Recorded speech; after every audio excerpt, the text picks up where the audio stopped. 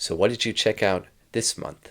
I watched a movie called The House That Screamed from 1969. I watched it as part of one of Elvira's hosted things. It was a movie I had never heard of before, but it had an intriguing title. It turned out to be a Spanish movie about a girls' boarding school where students disappear every once in a while. And there was kind of like a psycho angle to it where the woman in charge had a kind of weird relationship with her son where she kept him locked up and said that no girl was good enough for him. And for the most part, it honestly didn't really feel like a horror movie. You hear about girls disappearing, but it's mostly more about just kind of the experience of being at the school when things are just kind of weird. It wasn't really until toward the end that you actually saw people starting to get killed, and I really liked the reveal and explanation of everything at the end. As usual, there's a lot of red herrings, and I was genuinely surprised at what the explanation turned out to be. I didn't love the movie overall. I thought it was okay, but the ending definitely made it worth it.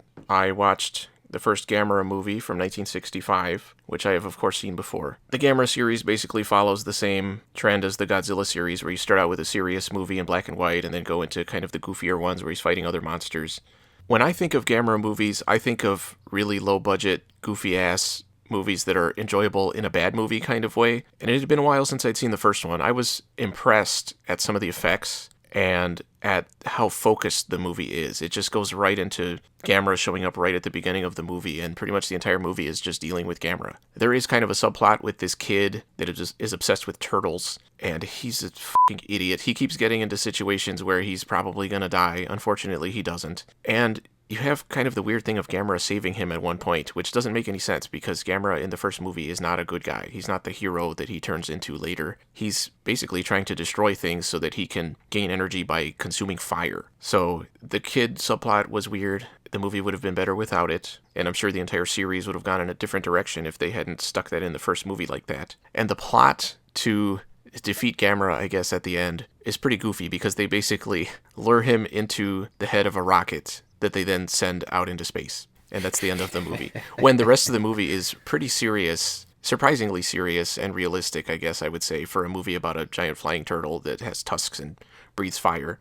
So yeah, it's definitely, I think, the best of the old Gamera movies if you're looking for a legit, straight monster movie. It's not my favorite because I actually really like the goofiness of some of the later ones, but I was impressed with it. I watched a movie from 1990 called Dark Angel. Oh, you usually don't watch movies from the 90s. Yeah, and I was surprised at how much I enjoyed this one. I watched it expecting it to be a really bad action movie because it stars Dolph Lundgren, and it's from 1990. Oh, so it's not related to that TV show with the same No. title? Yeah, the title doesn't make any sense. And when they released it in the US, they actually changed the title to I Come in Peace, which I think is a much better title. That's the title that I saw the movie under as a kid. I think it works way better. It's way more intriguing. It actually has something to do with the movie because the movie is about an alien that comes to Earth to, let me see if I can explain this right. It steals heroin and then injects people with it.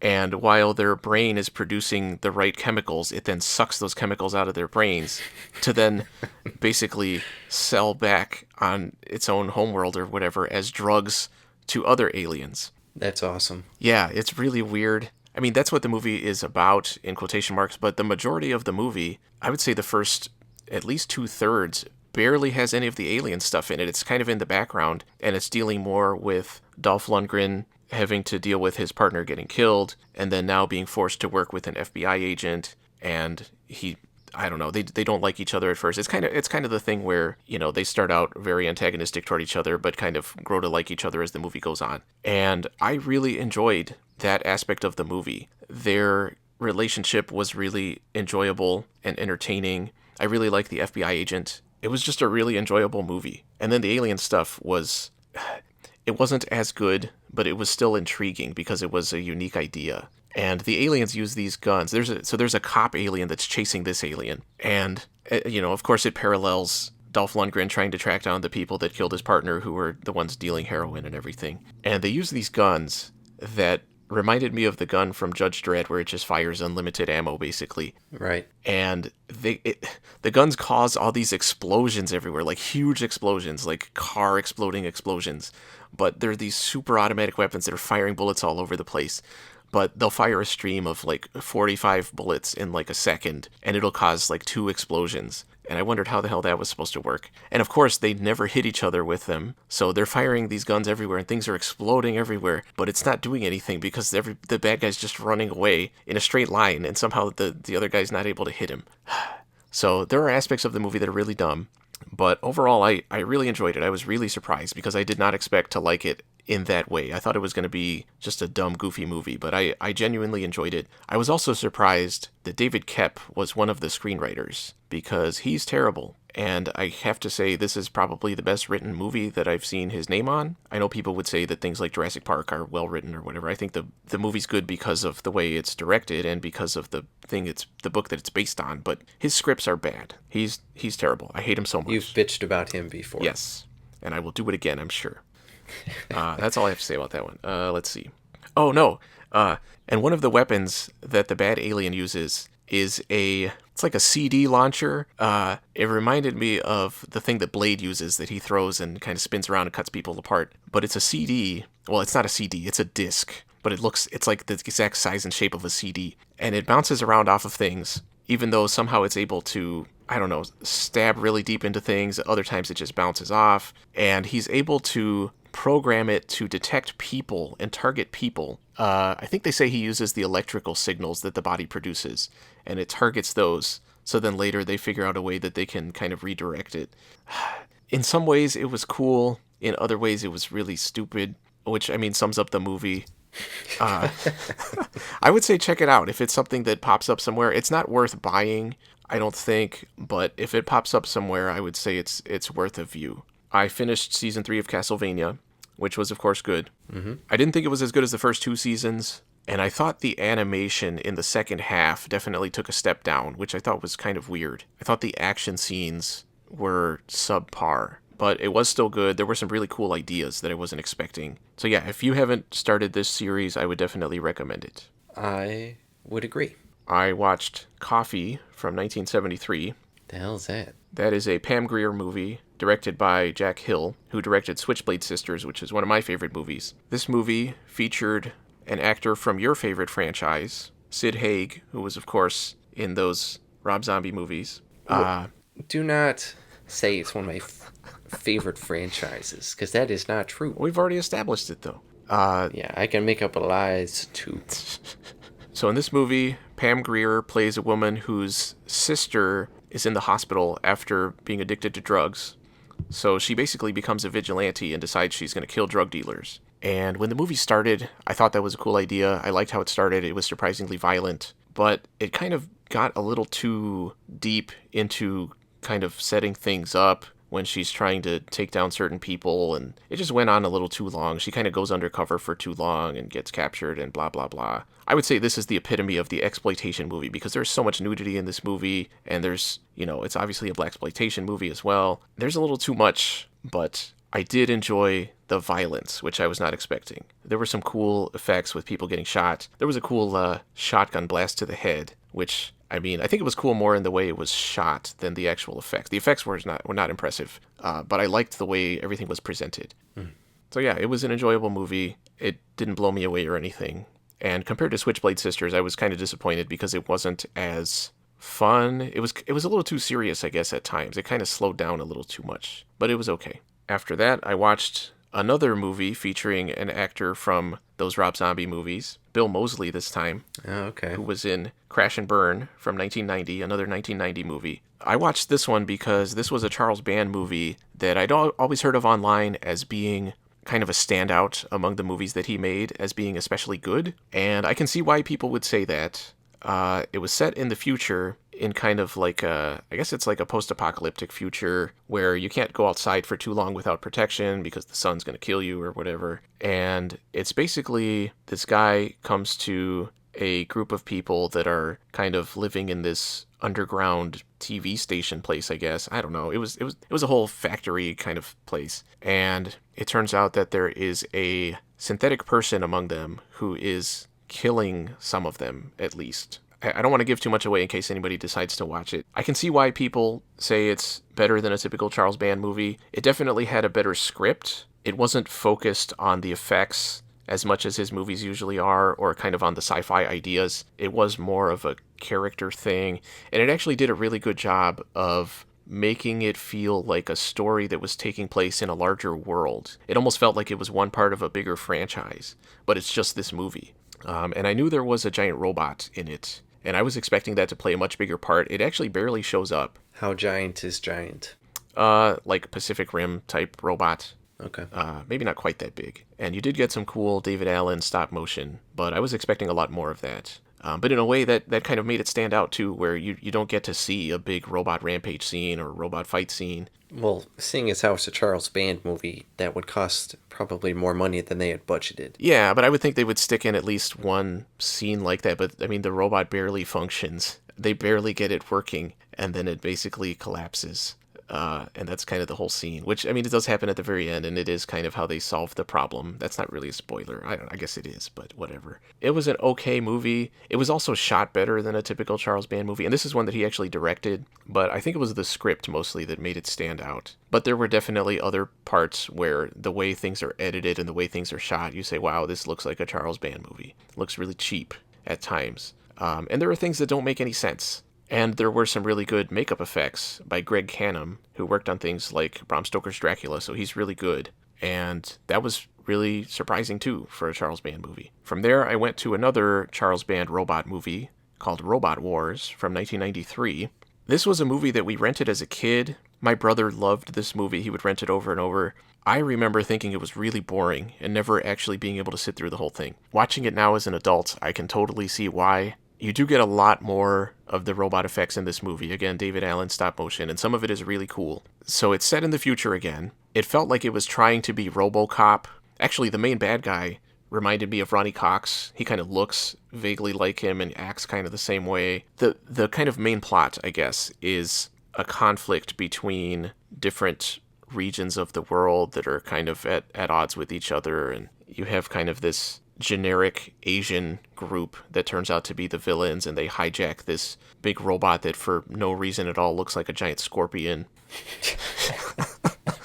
They use it to transport people around, just like regular civilians, but it's a giant scorpion like battle robot that fires lasers out of its tail. Okay, they just borrowed it from Ivan Ooze. Big deal. So once it gets hijacked, the supposed good guys get their hero guy, who was the worst hero ever. I hated this guy so much. I kept hoping he would die. Actually, at the beginning of the movie, he hits on Barbara Crampton and establishes himself immediately as being extremely unlikable, and she even punches him in the face. But at the end of the movie, they're making out for no reason at all. They barely interact over the course of the movie, and she's just like, wow, you're such a dick. I hate you so much.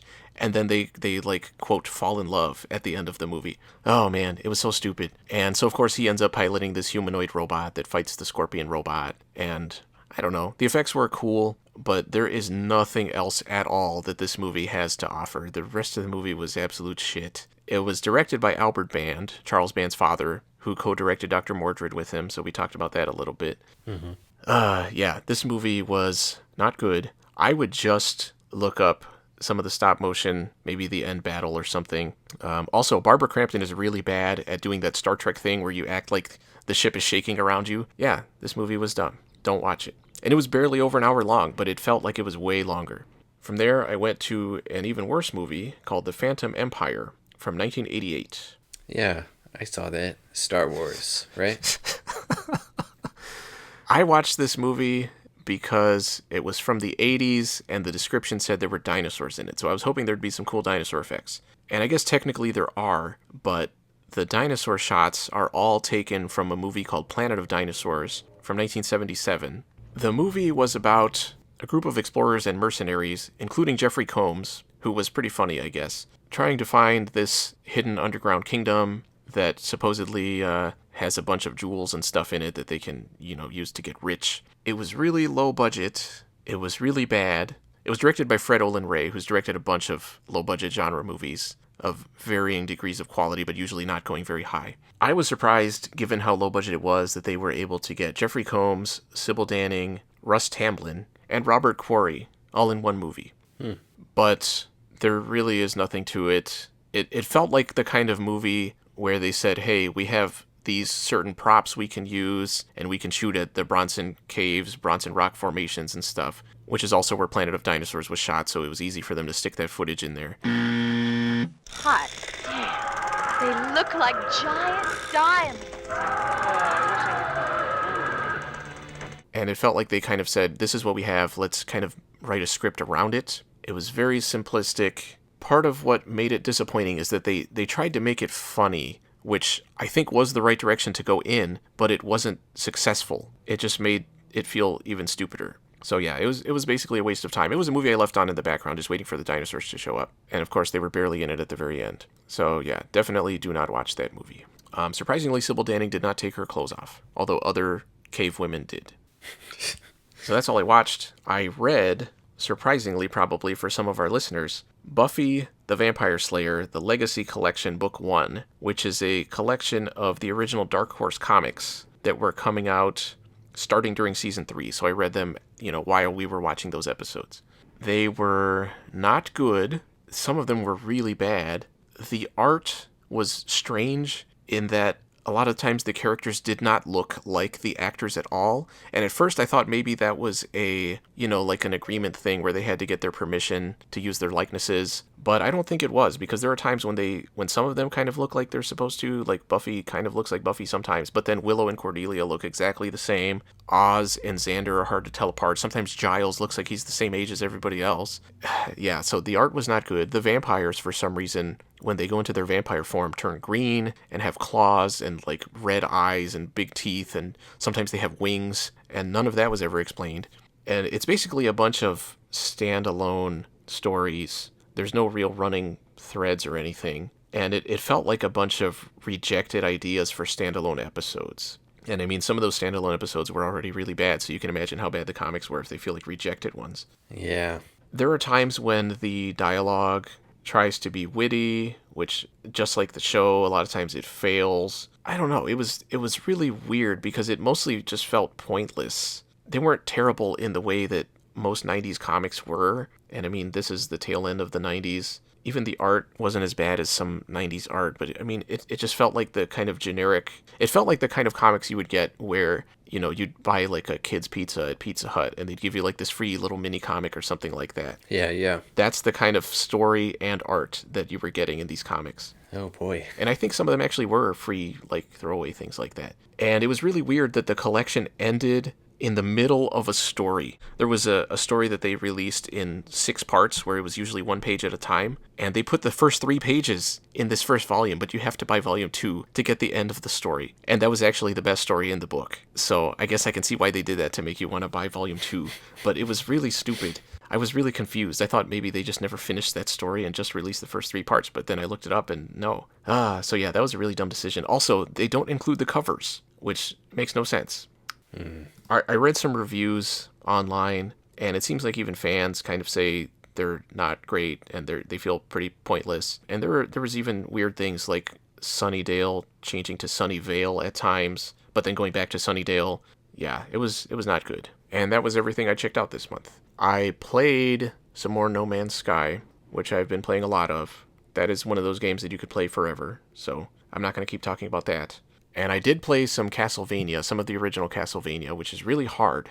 On what console? PS4. I bought like a Castlevania collection or whatever. Right. Which includes a lot of stuff.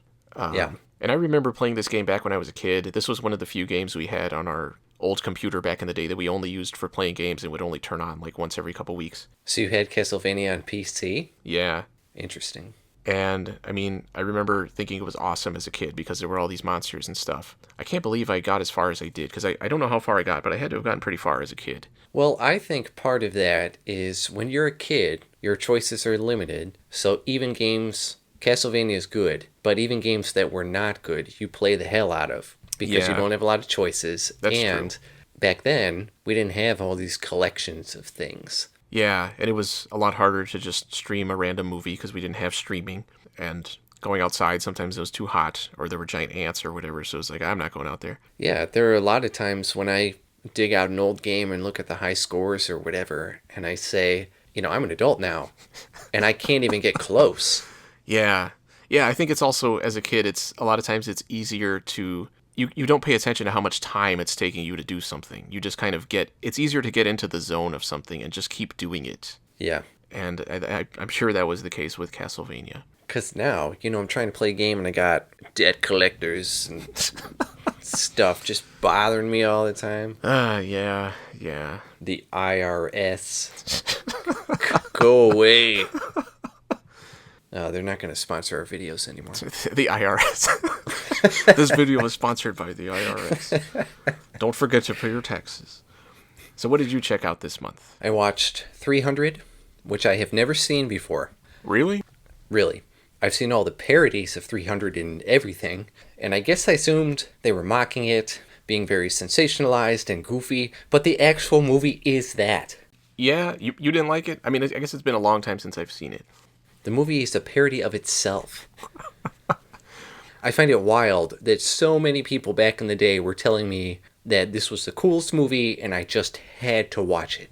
I mean, it was one of the early movies that did kind of that visual style of the CGI backgrounds and not making things look real at all. And I think that was unique at the time, which I think is part of what people liked about it. I remember liking it, but like I said, it's been a long time. Yeah, that's 2006. I watched Murderville from 2022. It is a comedy, semi-ad-lib show with Will Arnett, and I think in the right setting, with the correct writing, Will Arnett is really funny. This idea and show originated overseas, so this is the American take on it, and Will Arnett plays this veteran detective, and in every episode, a guest star is a detective in training, and they have to go solve a murder together. And there are clues and interviews, and the guest star has to improvise their way through everything because they're not given a script. They don't actually know what's going to happen. Interesting. And in the end, they have to identify the murderer and present evidence to support their theory, and they're right or they're wrong. It was an interesting idea, and the episodes were only as good as the guest star. My favorite ones were the ones with Kumail Nanjiani and the one with Ken Jeong. I think seeing certain people outside of a scripted movie or TV show setting can be a lot different. My least favorite episode was the one with Sharon Stone, who I'm not entirely sure why they decided to use her. Yeah, that seems like a weird choice. Maybe as kind of a parody, because she was on Law & Order for a while, I think. She wasn't that funny. She oscillated between trying to be funny, like doing things thinking people are going to think this is funny, and not seeming to give a shit, and not wanting to be there. But I think Will Arnett carried it well. I wouldn't be opposed to another season, but it really depends on who they get. I watched the Book of Eli from 2010. I might have watched this back when it came out, but if I did, nothing stuck with me. And after watching it this month, I'll probably say the same thing in another 12 years. It's really trying to be this deep, impactful twists and turns story, but it's pretty damn simple and thinks way too much of itself, like you're supposed to gasp at certain moments from the sheer surprise. But that didn't happen. I was not impressed. Have you seen it? No. Do you know the basic what's going on? Yeah, I know he turns out to be blind the whole time, and he's got some book. It's the Book of Eli. I don't actually remember. My brother told me all about it, but I don't remember. Yeah, just Denzel Washington walking across a post-apocalyptic world, trying to reach a destination with a book. Gary Oldman's main antagonist, and it's really too bad. He didn't really add anything to this movie because it wasn't that great to begin with. And he was pulling his crazy guy character. I watched Zone 414 from 2021, which is a sci-fi movie where Guy Pearce plays this hard-ass private eye who is tasked by a Tyrell-esque character to go find his daughter. And the Tyrell guy has basically perfected robots, but they are forced to stay in this robot city. So Guy Pearce goes to find her and ends up teaming up with this robot girl and unraveling the whole mystery and conspiracy of what really happened to this guy's daughter. I like Guy Pearce, and he was part of the reason I gave this movie a shot, but his character and his acting was too static. It was very disappointing. He had a permanent scowl on the whole time, no matter what was going on. I think he was even eating a birthday cake in one scene. The movie itself was a clear Blade Runner imitator. The weird characters, the production design, having big random strobe lights outside of every window, and just the basic elements of the story. I will say it imitated those factors a little better than I was expecting, and definitely better than other movies that try and do that, but at the end of the day, it was just another imitation. I thought it would be cool to see the people behind this movie try something original. I think it could turn out to be cool. I watched The Last Days of American Crime from 2020, which is based on a graphic novel, which I haven't read. Here's your concept. The government is going to start broadcasting this signal that will cause any illegal behavior to stop your brain and prevent you from doing anything. So this dude teams up with a couple other people to commit one last big heist before the signal goes online, and they all have their ulterior motives. There's a lot of violence, and there's a lot of sex, and there's a lot of violence, and there's a lot of sex. It was too long. Could have been a lot better. That's all I have to say about that. I watched Bigbug from 2022, which is a new movie by Jean-Pierre Jeunet, most known for Amélie, and I really like The City of Lost Children too. Yeah, me too. And of course, Alien Resurrection. The cinematic masterpiece. We should make it clear, I do not like Alien Resurrection. It's not good. Yeah, neither do I. So this one's a goofy sci-fi concept where everybody has robots that do everything for them. Everyone has a super smart house. There's lots of invasive advertising, that kind of stuff.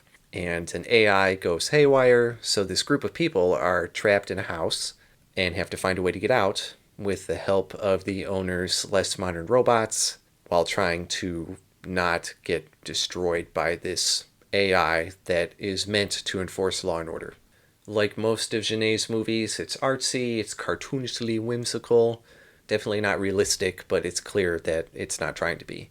And having a bigger cast with different personalities and motivations all packed into one place, you'd think that would be a good recipe for plot development, but it kind of falls flat. It wasn't bad, but after watching it, I wasn't thinking, man, that was awesome.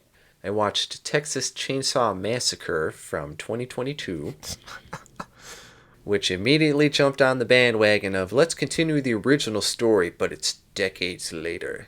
Kind of like Halloween did. And for Halloween, you got Laurie Strode. That's the person I remember from Halloween. But other horror movies like that, I cannot tell you people's names. Nancy something or other from Nightmare on Elm Street, right? Yeah. And some dumbass kids from Friday the 13th. Yeah. Same thing with Texas Chainsaw. I could not tell you those characters' names because they don't matter. That wasn't the focus of the movie. The focus was about people being slaughtered by a dude with a face on his face. And this movie is really shoving it into our face that it is super modern, guys. Which is funny, because that's immediately going to date this movie in a small number of years. But that's also assuming that this movie will be remembered in a small number of years. Which, spoiler, it will not. All the characters, the way they act, their dialogue, the events not related to being sawed up are like somebody did a what's trending now Google search and copy-pasted the results to the script. And then after a while, it boils down to the same thing. Leatherface starts tearing people up, the end. And I did some background reading and I found this great interview with the producer. And somebody said, some reviews of your movie are coming out and they're not positive. And he had the best, most professional response I've ever heard, which was, they're wrong. The movie is awesome.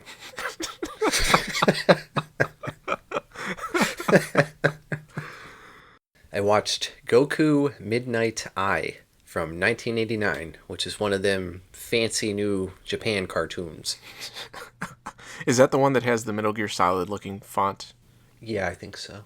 It is everything you could possibly expect from an 80s sci-fi, big city, cyberpunk anime. Weird characters with ridiculous features like being integrated into a motorcycle and shooting lasers out of their mouths. Naked peacock lady with a bunch of hypnosis eyes. Lots of female nudity. The main character walking around the entire time bare-chested but still wearing a tie and jacket.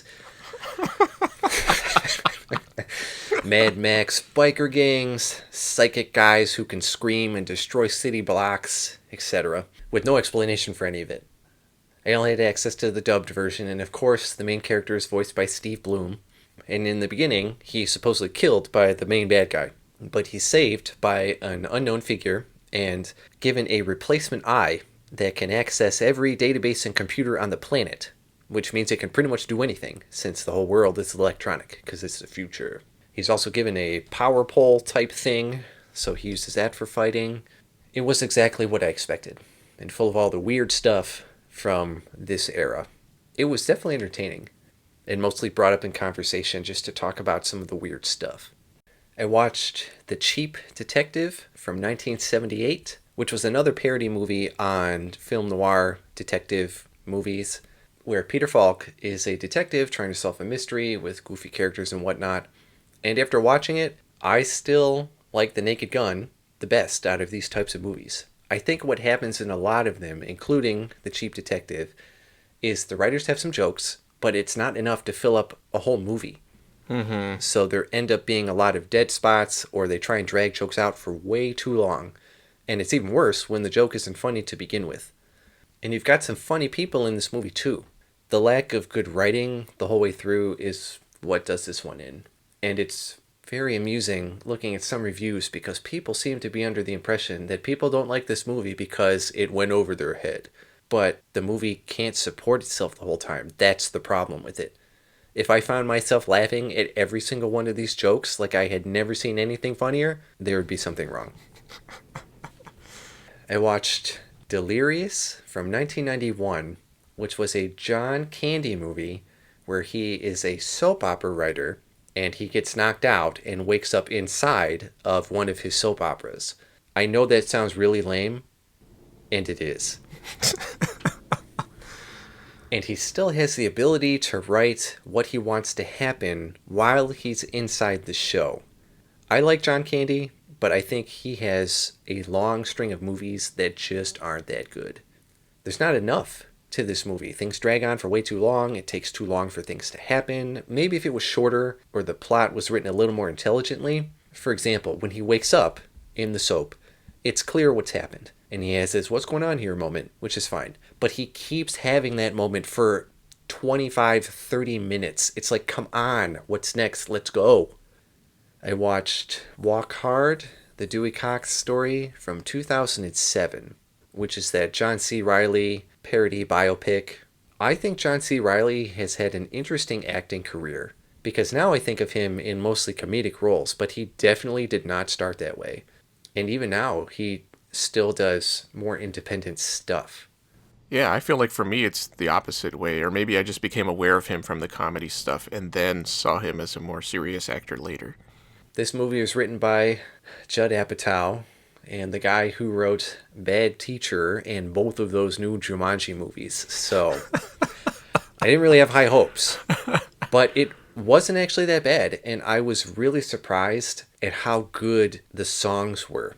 The lyrics were goofy and full of jokes and stuff, but the compositions themselves really impressed me. Were they parodies of actual songs, or were they entirely made up? They were entirely made up, just done in the style of whatever decade he was in. There were lots of cameos from celebrities portraying musicians throughout the decades, which was stupid. Too much focus on that.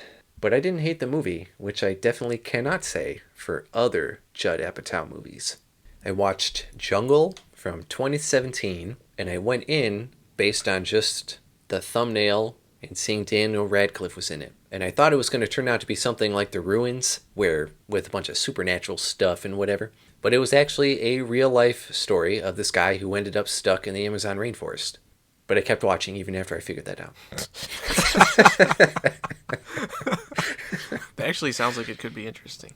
Yeah, it was. Daniel Radcliffe is an adventurer who is convinced by a stranger to head into the Amazon to find a remote village of indigenous people. So he gets 2 of his buddies and the 4 of them head in and go through a bunch of jungle stuff. I'm not going to give too much away.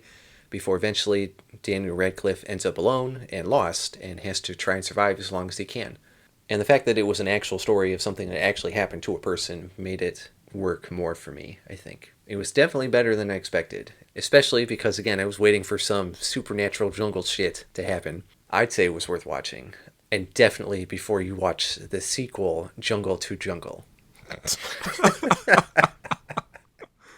I watched Sherlock Holmes and the Leading Lady from 1991, which was a made-for-TV movie where Christopher Lee is Sherlock Holmes and Morgan Fairchild is Irene Adler. I'm pretty biased towards Christopher Lee stuff, so I thought it was good, but I probably should not have watched it all in one sitting because it was really long. I watched The Thomas Crown Affair, the remake from 1999. The original came out in 1968, and it's about a billionaire who steals a painting from a museum and the investigator who is going after him. And it's a romantic thriller. It was not entirely my choice to watch it. Thomas Crown is played by Pierce Brosnan, and the investigator is played by Rene Russo, and it felt like a late 90s movie. I could see some people really liking it if you liked that genre of movie, but it was whatever for me. And a lot of the time, the 2 of them would just start throwing themselves at each other at random moments. I get that they were passionate, but it happened at very unexpected times and was very jarring. They're probably afraid they were losing their audience. Needed to keep them entertained. I suppose. I mean, if you want to see Pierce Brosnan's ass, then this is the movie for you. That's all I watched. I read Who Goes There from 1938, which is a John W. Campbell Jr. novella, which is the basis for The Thing. I like The Thing, the John Carpenter one, I should clarify. It's one of my favorite movies. I had never read the source material, so I decided to do that. And I guess it was expanded into a full novel. They found the manuscript, and that is Frozen Hell. Have you read that one? No, I had never heard of that. General consensus is the shorter version is better. It was engaging, I liked the writing style, and I made a mistake by reading it right before I went to bed. It's been a long time since I read it, but I really liked the approach to dealing with something where every single part of it is a separate organism and having to kill every drop of blood that sprays out and all that kind of stuff, which is something that I thought the John Carpenter movie kind of dropped the ball on in a lot of ways. There's a lot of dumb decisions I think that the characters make in that movie. I mean, I love that movie too, but I kind of wish the characters were a little bit smarter and handled things a little better. I liked how some events just happened kind of nonchalantly, but they were a big deal. Like the dude who's supposed to be sitting with the alien while it's thawing, he gets taken over, but it's a very casual takeover where it's like, yeah, the alien just reached out and that was into that guy. And I read On Writing Well, which was originally published in 1976, which is a classic book of how to be a better writer. And I actually read it for work, but I still figured I could talk about it here. And it was written by William Zinsser. So it's a book about writing and things to do to be better. And I went in thinking it would be one of those lame self-help type of books that end up not really saying anything. And at the end providing a do and don't list with most things that are common sense. But I was pleasantly surprised. I liked that at its core, the message was writing is hard, even for people that have been doing it their whole lives. If you want to be better, here's some suggestions and things you can go check out. But there's no magic switch to suddenly not have to try. It's a shit ton of work, and it's always going to be a shit ton of work. And if you want to get better, you're going to have to work at it. It was organized into different sections discussing different mechanics and aspects, and it provided me with a long list of things that I want to seek out on my own. I think it was a very worthwhile read. And that's all I read.